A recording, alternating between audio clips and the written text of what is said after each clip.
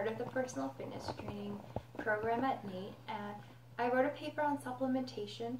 So here's a presentation to look at the myths, the effects, as well as the recommendations regarding supplementation.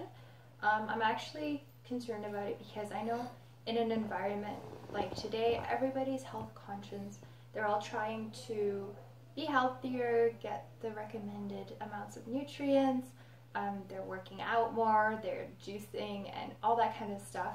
I know I myself have taken supplements, so I've been curious about the effects of it and the research behind it. Is it really beneficial, or can we actually get enough nutrients and vitamins and minerals from the food itself that we're eating if we change our diet? So before we can talk about supplementation, we need to know what it is. I went to dictionary.com to find a definition, and they define it as something added to complete a thing, supply a deficiency, or reinforce or extend a whole. So this means adding to something. Many people take pills to add to their vitamins and minerals, they take protein or anything like that, and we believe that investigating the research will help people make the right choices. So there are many types of supplements. They come in bottles and teas and drinks and anything like that. They include protein shakes or protein itself, protein powder, vitamins and minerals. Multivitamins are very common even with kids. Fibers such as Metamucil is well known, and herbal teas, even for weight loss or anything like that, can be considered a supplement. So what kinds of people use them?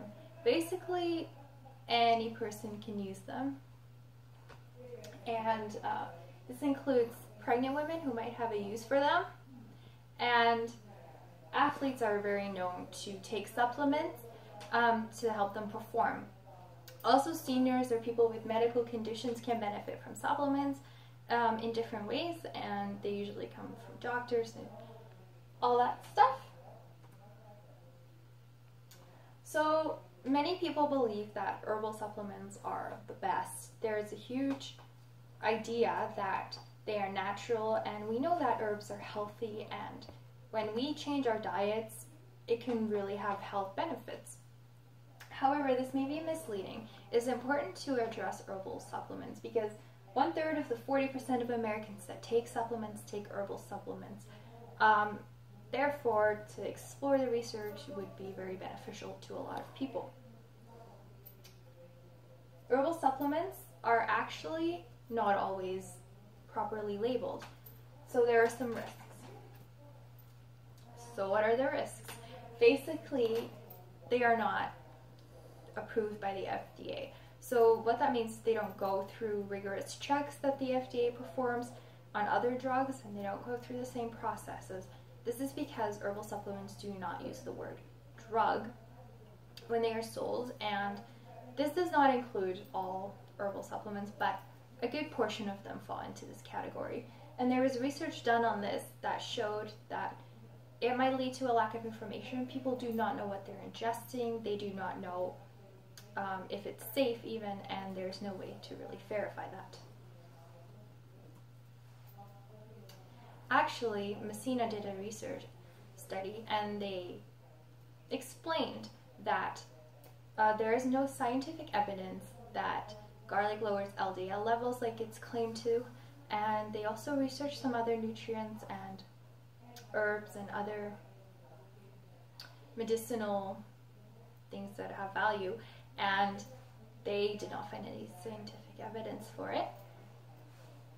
So with all of this controversy, what do we actually believe? Is there things such as too much supplementation? Do we actually need to take it? Can we get it from our food? And what is important for us to take? So there are actually some negative health consequences to supplementing, and a big one is increased mortality.